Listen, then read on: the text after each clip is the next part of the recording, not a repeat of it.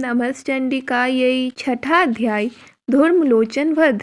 महर्षि मेधा ने कहा, देवी की बात सुनकर दूत क्रोध में भरा हुआ वहां से असुरेंद्र के पास पहुंचा और सारा वृतांत उसे कह सुनाया।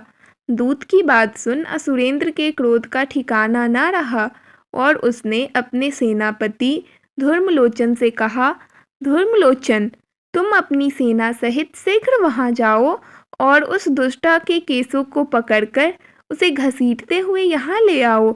यदि उसकी रक्षा के लिए कोई दूसरा खड़ा हो, चाहे वह देवता, यक्ष अथवा गंधर्व ही क्यों ना हो, उसको तुम अवश्य मार डालना। महर्षि मेधा ने कहा। शुंभ के इस प्रकार आज्ञा देने पर धूर्मलोचन 60,000 राक्षसों की सेना साथ लेकर वहां पहुंचा और देवी को देख ललकार कर कहने लगा, अरे तू अभी शुंभ और निशुंभ के पास चल। यदि तू प्रसन्नता पूर्वक मेरे साथ न चलेगी तो मैं तेरे केसों को पकड़ घसीटता हुआ तुझे ले चलूंगा। देवी बोली, असुरेंद्र का भेजा हुआ तेरे जैसा बलवान यदि बलपूर्वक मुझे ले जाएगा तो ऐसी दशा में मैं तुम्हारा कर ही क्या सकती हूँ। महर्षि मेधा ने कहा। ऐसा कहने पर धूर्मलोचन उनकी ओर लपका, किंतु देवी ने उसे अपने हुंकार से ही भस्म कर डाला। यह देखकर असुर सेना क्रुद्ध होकर देवी की ओर बढ़ी, परंतु अंबिका ने उन पर तीखे बाणों, शक्तियों तथा फरसों की वर्षा आरंभ कर दी। इतने में देवी का वाहन भी अपनी ग्रीवा के बालों को झटकता हुआ और बड़ा भारी शब्द करता हुआ असुर सेना में कूद पड़ा। उसने कई असुरों को अपने पंजों से, कई को अपने जबड़ों से और कई को धरती पर पटककर अपने दाढ़ों से घायल करके मार डाला। उसने अपने नखों से कई असुरों के पेट फाड़ डाले और कई असुरों का तो केवल थप्पड़ मारकर सिर धड़ से अलग कर दिया। कई असुरों की भुजाएं और सिर तोड़ डाले और गर्दन के बालों को हिलाते हुए उसने कई असुरों को पकड़कर उनके पेट फाड़कर उनका रक्त पी डाला। इस प्रकार देवी के उस महाबलवान सिंह ने क्षण भर में असुर सेना को समाप्त कर दिया। शुंभ ने जब यह सुना कि देवी ने धूर्मलोचन असुर को मार डाला है और उसके सिंह ने सारी सेना का संहार कर डाला है, तब उसे बड़ा क्रोध आया। मारे क्रोध के उसके होंठ फड़कने लगे और उसने चंड तथा मुंड नामक महाअसुरों को आज्ञा दी, हे चंड, हे मुंड, तुम दोनों अपने साथ एक बड़ी सेना लेकर वहां जाओ और उस देवी के बाल पकड़कर उसे बांधकर तुरंत यहाँ ले आओ।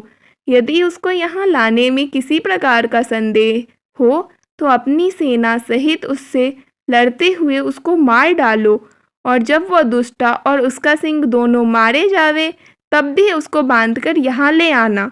छठा अध्याय समाप्त।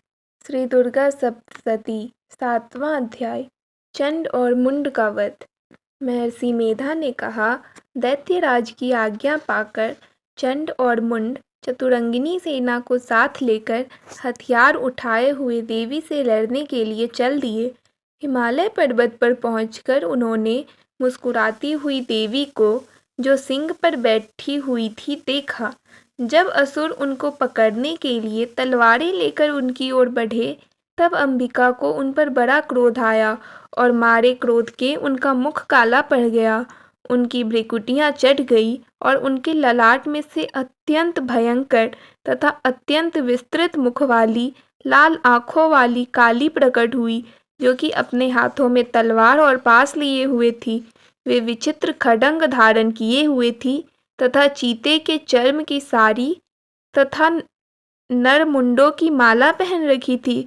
उसका मांस सूखा हुआ था और शरीर केवल हड्डियों का ढांचा था, और जो भयंकर शब्द से दिशाओं को पूर्ण कर रही थी, वह असुर सेना पर टूट पड़ी और दैत्यों का भक्षण करने लगी। वे पार्श्व रक्षकों, अंकुशधारी महावतों, हाथियों पर सवार योद्धाओं और घंटा सहित हाथियों को एक हाथ से पकड़ पकड़ कर अपने मुंह में डाल रही थी, और इसी प्रकार वे घोड़ों, रथों, सारथियों व रथों में बैठे हुए सैनिकों को मुंह में डालकर भयानक रूप से चबा रही थी।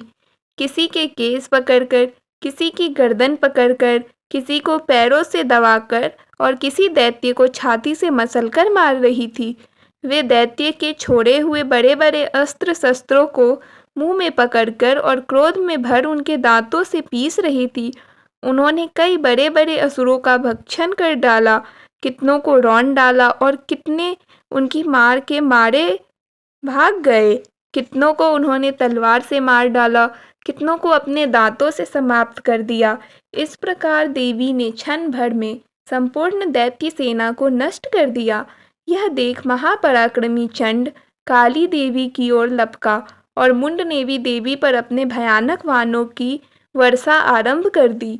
उसने हजारों चक्र उस पर छोड़े। उस समय वे चमकते हुए बाण व चक्र देवी के मुख में प्रविष्ट हुए इस प्रकार दिख रहे थे जैसे बहुत से सूर्य मेघों की घटा में प्रविष्ट हो रहे हों। इसके पश्चात भयंकर शब्द के साथ काली ने अत्यंत जोश में भरकर विकट अट्टहास किया। उनका भयंकर मुख देखा नहीं जाता था। उनके मुख में श्वेत दांतों की पंक्ति चमक रही थी। फिर उन्होंने तलवार हाथ में लेकर हूँ शब्द कहकर चंड के ऊपर आक्रमण किया और उसके केसों को पकड़कर उसका सिर काटकर अलग कर दिया। चंड को मरा हुआ देखकर मुंड देवी की ओर लपका, परंतु देवी ने क्रोध में भरे उसे भी अपनी तलवार से यमलोक पहुंचा दिया। चंड और मुंड दोनों को मरा हुआ देखकर उनकी बाकी बची हुई सेना वहां से भाग खड़ी हुई। इसके पश्चात काली चंड और मुंड के कटे हुए सिरों को लेकर चंडिका के पास गई और प्रचंड अट्टहास के साथ कहने लगी, हे देवी, चंड और मुंड दो महादैत्यों को मारकर मैंने तुम्हारी भेंट कर दी है। अब शुंभ और निशुंभ का तुमको स्वयं वध करना है। महर्षि मेधा ने कहा।